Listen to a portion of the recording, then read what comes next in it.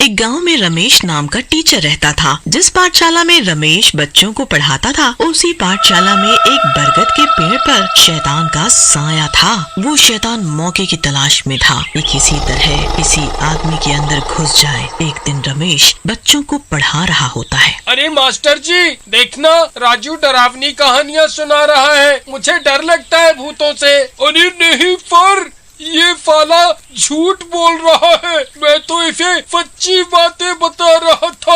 अरे राजू, ये क्या बोल रहे हो? मुझे कुछ समझ नहीं आ रहा है। अरे सर, ये सा को फा बोलता है, तोतला कहीं का।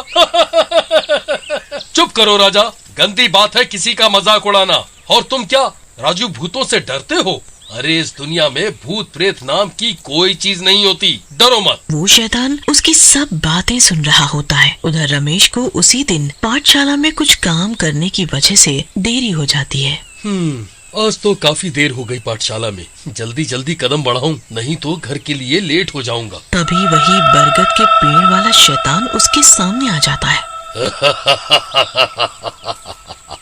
कहाँ भागे जा रहे हो मास्टर जी? सुना है आपको लगता है कि इस दुनिया में भूत प्रेत नहीं होते। अरे कौन हो तुम और मेरे सामने क्यों आ गए? तुम डर क्यों रहे हो? मैं तुम्हें कोई हानि पहुंचाने नहीं आया हूँ, बल्कि अब तो मैं तुम्हारे साथ तुम्हारे अंदर ही रहूंगा। मुझे तुम्हारे जैसे ही आदमी की तलाश थी, अब तो मेरी बल्ले बल्ले। ऐसा कह के वो शैतान रमेश के अंदर प्रवेश कर जाता है। अरे ये क्या हो रहा है मुझे? मेरा तो सर दर्द से फटा जा रहा है।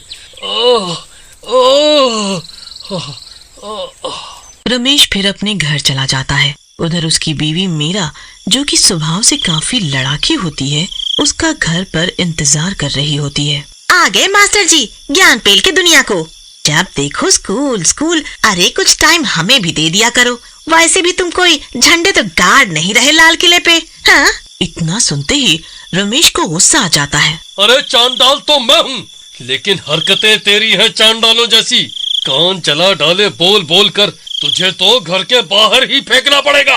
ऐसा कहकर रमेश मीरा को उठा के घर के बाहर फेंक देता है और घर को अंदर से बंद कर लेता है। अरे मर गई रे मर गई, मार डाला इस मास्टर की औलाद ने। कमबख्त, इस मास्टर की इतनी हिम्मत कैसे हो गई? ये तो चूहा था चूहा, न जाने शेर कैसे बन गया। ओह मेरी कमर, मैंने कमर का तो कमरा ही बना दिया। अपने भाइयों के पास जाती हूँ, वही इसको बताएगा। ऐसा कहकर मीरा वहाँ से चली जाती है। अगली सुबह रमेश तैयार होके स्कूल के लिए निकलता है। रास्ते में उसे स्कूल का ही दूसरा मास्टर मिल जाता है। अरे रमेश, क्या बात है? बड़े ही स्मार्ट लग रहे हो। क्या हुआ? भाभी कुछ ज्यादा ही प्यार करती है लगता है। क्यों, बहुत हंसी आ रही है तुझे? चल जरा साइड में, खोपड़ी खराब कर रखी है सुबह से। ऐसा कहकर रमेश दूसरे टीचर को झाड़ी के पीछे ले जाता है और मार देता है। उसके बाद रमेश स्कूल चला जाता है। स्कूल पहुंचकर वो अपनी क्लास में जाता है। अरे पर बड़े स्मार्ट लग रहे हो, कसम से सारी लड़कियां आपकी फैन हो जाएंगी। अबे चुप कर, लड़कियां ही क्यों सर, आपके ऊपर तो सारी टीचर भी फैन हो जाएंगी। ऐसा कह के सारे बच्चे जोर जोर से हंसने लगते हैं। रमेश को बहुत गुस्सा आता है और वो उन सबको डांट देता है। थोड़ी देर के बाद उसको एक बच्चा अकेला मिलता है। बहुत हंस रहा था ना क्लास में, अब बेटा अकेले मिला है तू। अब तो तुझे मैं जिंदा नहीं छोड़ूंगा। ऐसा कहकर रमेश उस बच्चे को भी मार डालता है। ऐसे ही वो क्लास के बच्चों को आए दिन मारने लगता है। कुछ समय बाद स्कूल में बच्चों की रहस्यमयी मौत से गांव वाले भी काफी डर जाते हैं। एक दिन सारे गांव वाले मिलके मीटिंग करते हैं। मीटिंग में राजू के पापा कल्लू बोलते हैं। अरे भाई, ई क्या हो रहा है गांव में? पता नहीं काहे को सारे बच्चे मारे जात हैं। पता नहीं, सब के सब मरा जात है, कुछ पता नहीं चल पा रहा है।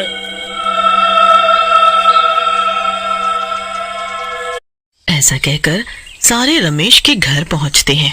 अरे तुम लोग यहाँ क्या लेने आए हो? क्या हुआ? अरे मास्टर जी, क्या बताएं कि क्या हुआ? आपको तो सब पता ही होगा, इतने बच्चा सब मर गया है गांव में।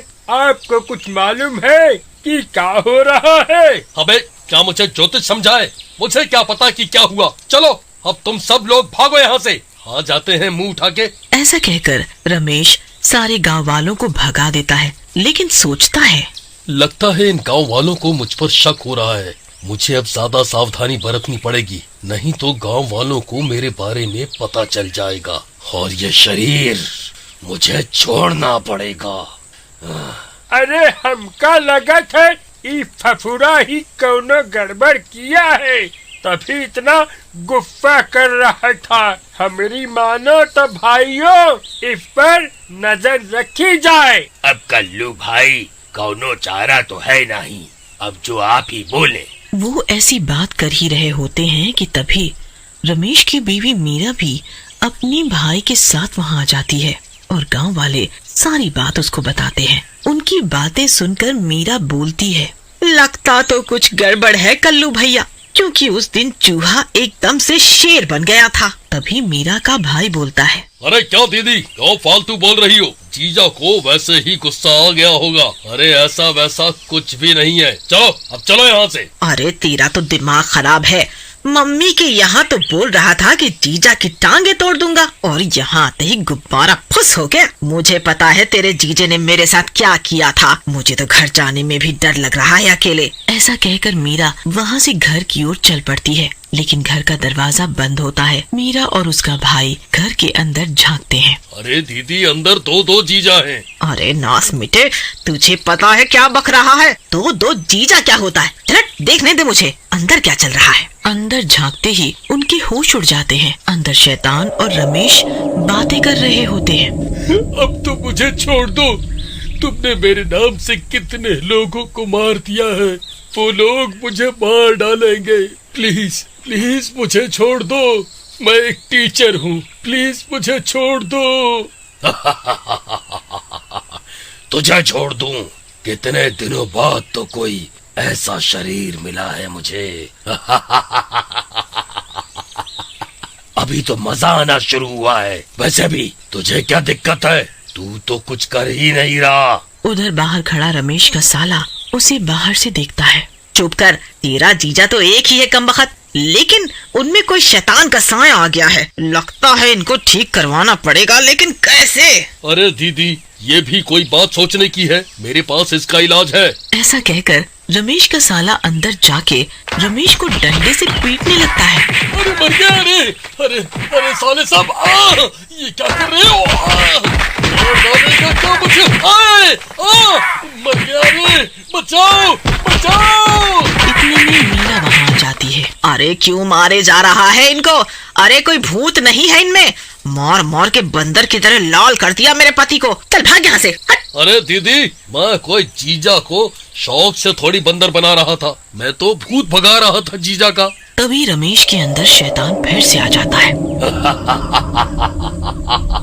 तुम दोनों मूर्ख, क्या समझते हो मुझे? इसके शरीर से निकाल पाओगे?